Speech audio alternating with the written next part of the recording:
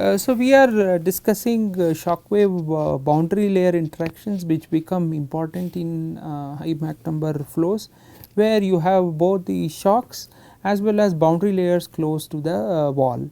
In the previous class, we had a brief introduction to what are boundary layers, what are how do they behave, what are their equations in a qualitative sense, and we looked at the flow of the phenomena of flow separation, which is important in the context of boundary layers, and also it increases drag significantly, and we looked at compressible boundary layers.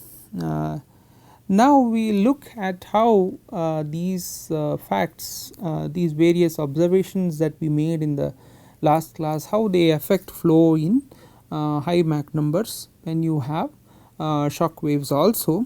The first concept is that of the boundary layer. We know that it increases rapidly with Mach number.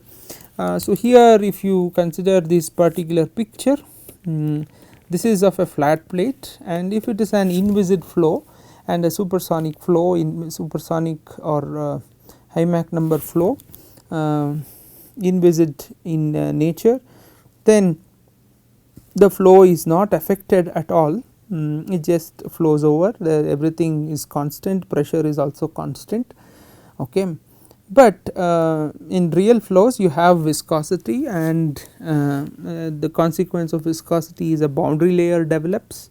So, here is a boundary layer that has developed, and the boundary layer thickness is relatively significant in high Mach numbers.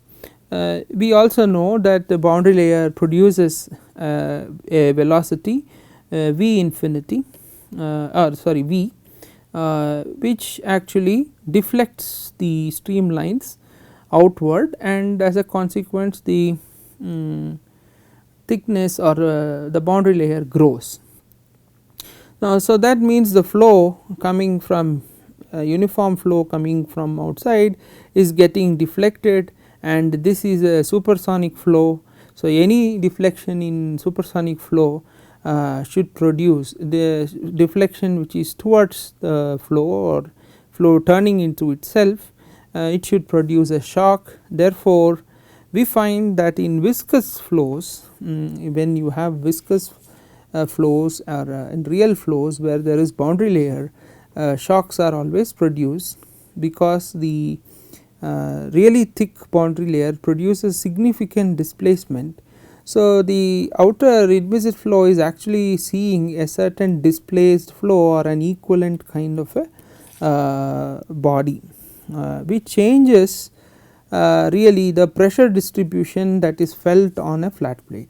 Ideally, if you did not have the boundary layer, if it was completely inviscid, then you should have the pressure distribution as same, that is at 1. But because of the boundary layer and the viscous effects, there is a different pressure distribution that is felt, and so now we see that there is an interaction of the thick boundary layer with the inviscid flow that is outer, which is termed as viscous interaction, and viscous interactions change the pressure field or the pressure over the body. So, when what we are interested really is to find pressure over bodies, and what we typically saw in general, what is done is we consider an inviscid flow, and we find the pressure distribution from the inviscid flow, impose that pressure distribution onto the boundary layer, where across the boundary layer there is no change in pressure. But what we find here is the presence of the boundary layer itself changes the inviscid flow in a certain way. This change is large in this particular region, where the change in boundary layer, wherever change in boundary layer thickness is very large, then the interaction with the inviscid flow is very large. We call that as a strong interaction. A viscous interaction parameter chi is defined, which goes as m infinity cube by square root of Reynolds number, and a ratio of the flow properties, density and viscosity at the wall to density and viscosity at the free stream or the outer edge of the boundary layer. So, by evaluating this parameter chi, we can find out whether the interaction is strong or weak. In weak interactions, the change in boundary layer thickness is relatively small. Therefore, the effect on pressure is also relatively small. So, strong interactions are close to the leading edges, where you have a large change in the boundary layer thickness. Okay, this is one kind of an interaction which happens in high Mach number flows, which is due to viscous effects and thick boundary layers. The other kind of interaction that occurs is the interaction of a shock wave with the boundary layer. A shock wave is a sudden jump of pressure, and pressure increases across a shock wave. That means there is a sudden increase, and that represents a very sharp dP by dx. So, dP by dx is greater than 0. It is not only greater than 0, it is very sharp. It is a sudden increase in pressure, and we know that the boundary layer responds to adverse pressure gradients. Boundary layer thickness in general increases in adverse pressure gradients, and the separation phenomena also occurs in adverse pressure gradients. So, what happens when there is a shock wave boundary layer interaction? Okay. So, let us look at that. There are several instances where we can find shock wave boundary layer interactions. They appear on airfoils or wings when they travel in the transonic regime. Okay. So, that is the case. So, there are several instances in which shock wave boundary layer interactions can be found. Whenever we consider an airfoil in transonic flow, this is not very difficult. Any normal airliner goes around Mach 0.8 or so, which is in the transonic regime, and very early on in the classes we had looked at a few images of airfoils in transonic flow, and we saw that there is a pocket of supersonic flow, and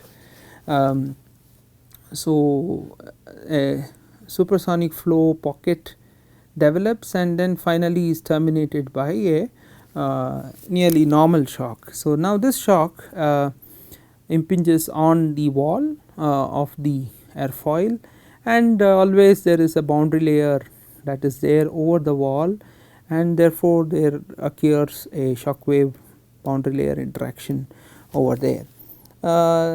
Similarly, if you consider any flow for that aspect where there is supersonic flow and there are walls, for example nozzle flows, there are boundary layers on the walls of the nozzle, and if the nozzle operates in off design conditions, especially over expanded conditions, shock waves form with maybe near the nozzle exit. Then there is an interaction of boundary layer with the boundary layers, shocks and boundary layers at the nozzle. Then any say a shock generator impacting, giving rise to shocks which impact on any surface over which there is a boundary layer. This leads to shock boundary layer interactions. This is typical in say intakes and so on, and if the protrusions, they are in supersonic flow steps, both forward facing steps, there is a shock that develops, boundary layer is there, and there is shock wave boundary layer interactions. So, there is any body in supersonic flow for that matter, you can expect there will be some form of shock wave boundary layer interaction.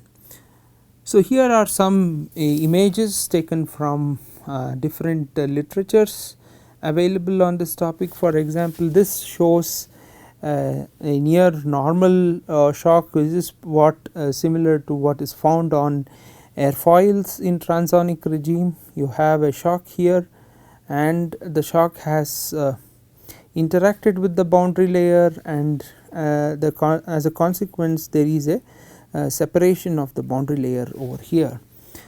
Similarly, this is a flow in a variable area duct which can be a nozzle also, and here there is a shock that has occurred within the duct. What we normally expect, or when we talk about shocks in ducts, which we have done in this class, we said that there is a possibility that a shock can occur, and we considered a normal shock in this case, and we did lot of calculations assuming uniform flows before and after the shock. But now if we consider a real picture of flow within the duct and a shock that develops in the duct, then the shock actually interacts with the boundary layer, and the boundary layer is affected by the shock, as a consequence of which the shock structure itself undergoes a change. Here what we find is a shock which is more having a kind of a lambda kind of structure here, okay, a Y shape or a lambda shape structure, while at the center line it is more or less normal. So, you see that whatever pictures or ideas that we had, they are actually models of real flows. In real flows where there are boundary layers and viscous effects at the wall, and when there is a shock, then the phenomena of shock wave boundary layer interaction becomes important. It causes important changes to the flow field, and we have to then come and analyze them more closely. Now, you can see here also another interesting fact, that you have the shock interactions that we had discussed in the previous classes.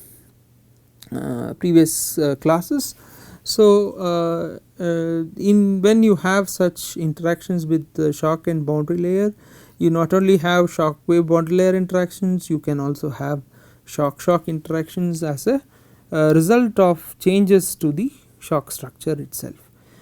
Some more pictures that will emphasize the importance of the shock wave boundary layer interactions. Here you have an shock from the forebody. It is a typical inlet. This image was taken in laboratory for hypersonic and shock wave research in Indian Institute of Science. So, here you have a shock wave, and this shock wave now goes and impinges on a cowl, which is typical. This kind of a geometry is typical of intakes in high speed flows, in scramjet kind of intakes, and here you find that this this shock, after all the shock interactions, interacts with the boundary layer on this plate. Okay. So, in such intakes, this problem of shock wave boundary layer interaction is important. Then you have the corner flows. Always you can have in many of these flight vehicles, or you can have flows of this kind where you have a corner. Then at the corner you have an incoming boundary layer, you have a free stream, they are getting turned, and there is an interaction of the boundary layer and the ramp produces a shock. The turn of the supersonic flow produces a shock, and this shock then interacts with the boundary layer, and as a consequence a shock boundary layer interaction occurs here. What we normally expect is that there is a shock, attached shock over here. This is what is normally expected, but Now as a consequence of boundary layer, the shock structure that is formed is completely different from what we had expected from an inviscid case. So let us look at so these shock boundary layer interactions, the physical flow features, they can be classified into weak interactions and strong interactions. Weak interactions, when weak interactions happen, there are no flow separation of the boundary layer at the boundary layer. So but the boundary layer responds to the increase in pressure. So there is an adverse pressure gradient that is imposed on the boundary layer due to the shock, and we know that whenever there is an adverse pressure gradient, the boundary layer thickens. So the in weak shock wave boundary layer interactions, there is a thickening of the boundary layer, but separation does not take place. This is the case, this is a case of an impinging shock. From a shock generator, a shock is coming on to the wall boundary layer here, and this shock is relatively weak. As a consequence, the interaction is also weak, and it just locally it changes or increases the boundary layer thickness, but the flow features otherwise are relatively, they are the same what we would expect when we do not I mean the qualitative aspects of the flow features are similar to a shock reflection. Okay. Similarly, for the case of a corner flow over here, that is what we expect is that there is a shock along this an attached shock at the corner. This is what is expected. You can see there is an attached shock at the corner, but in the initial part there is a slight curvature. This is due to the boundary layer viscous interaction. This is the boundary layer edge. So you see that the boundary layer edge is much thicker, and inside the boundary layer you have a non-uniform flow. It can be supersonic also. As a consequence, the shock actually is also curved. Okay. Then later on it develops a oblique shock, but here again it is a weak interaction. Here there is no flow separation involved. So weak shock wave boundary layers does not involve flow separation, and it changes the local boundary layer characteristics. It may slightly thicken it, but otherwise the qualitative aspects of the flow features they remain or the shock waves, and they remain more or less the same. So this is the schematic for an impinging shock in weak shock wave boundary layer interaction domain, and one has to remember that within the boundary layer the flow is non-uniform. That is why you have a series of waves that are produced and your shock actually curves. Okay. That is because of the non-uniformity, and this change in the structure of the boundary layer can produce certain waves. They can be compression waves that can just coalesce together to form a shock. The qualitative aspects of these waves and shock waves are similar in the case of these weak shock wave boundary layer interactions. Key highlight here is there is no flow separation. So what we expected was that in an inviscid solution the shock will produce a sudden jump of pressure, but really when there is a boundary layer, what happens is that there is a more gradual increase of pressure to pressures after the shock. This gradual increase at the wall is due to the boundary layer interaction, and we see that there is a certain amount of upstream influence. That is, if we had considered that an inviscid case, it might have interacted at this point on the wall, but now the pressure increase happens much upstream compared to this point. So, there is an upstream influence due to the boundary layer, where you can have subsonic regions very close to the wall. So, the flow can be subsonic very close to the wall, and there is a line which separates the subsonic and supersonic parts, which is the sonic line, and that is depicted over here, and the subsonic portion can communicate upstream and cause upstream influence.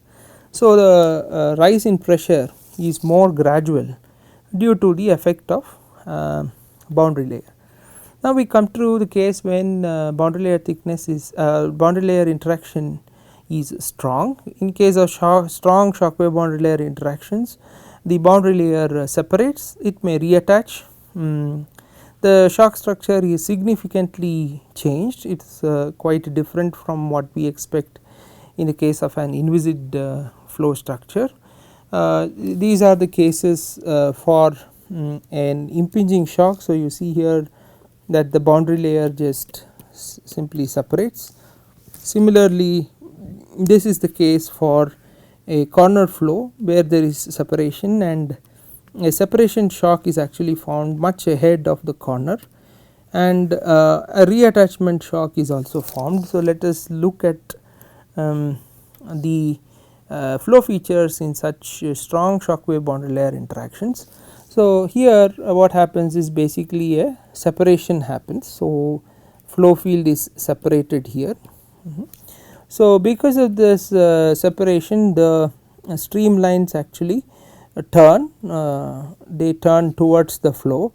As a consequence, a shock is formed much ahead of the interaction point and with the wall. So, that is the separation shock, which is due to the separation, which is much upstream of what would have been the inviscid interaction point. It not only separates, it later on it can reattach.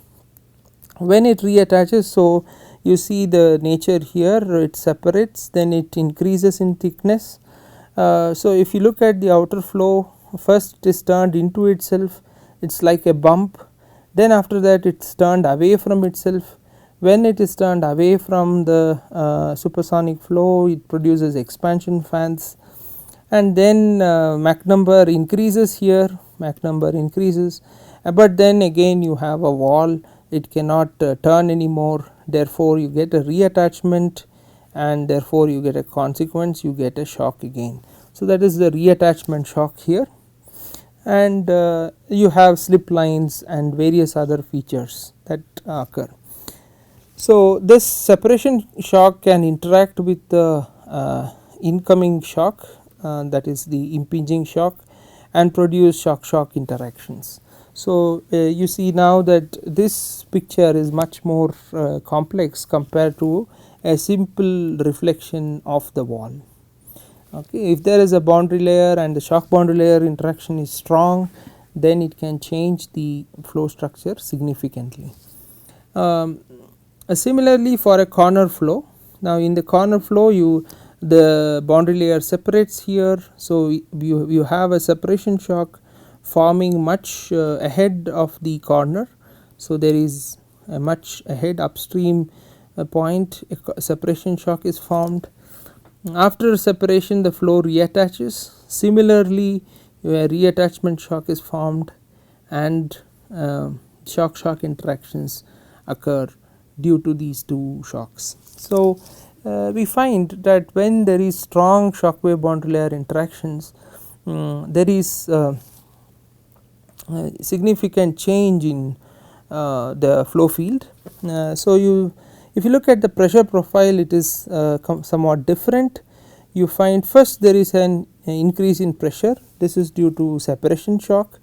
Then there is a plateau in pressure in the region, over this region where is the separation zone, there is a plateau in region, and then again the pressure increases due to reattachment shock, and finally it reaches P2.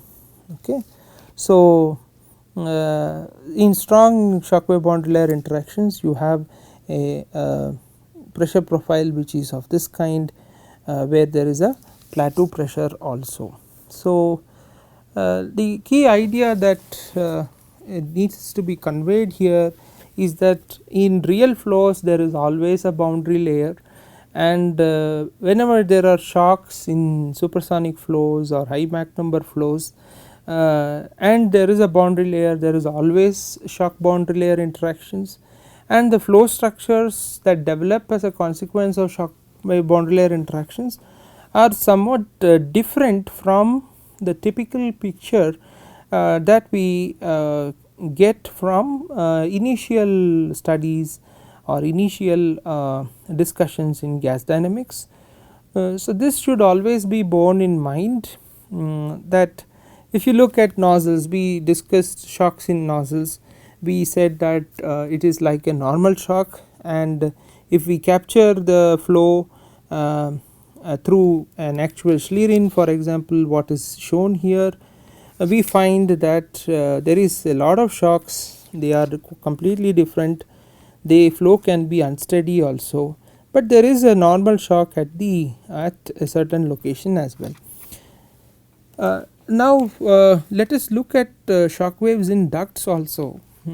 If you consider a uniform duct, then there is a boundary layer along the duct wall also.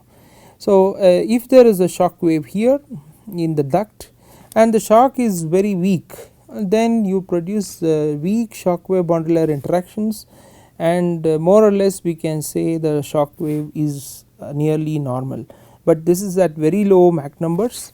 As Mach number is increased, it starts affecting the boundary layer, it can produce a local change in boundary layer, producing slightly non-uniform flows, and as a consequence the shock can become curved.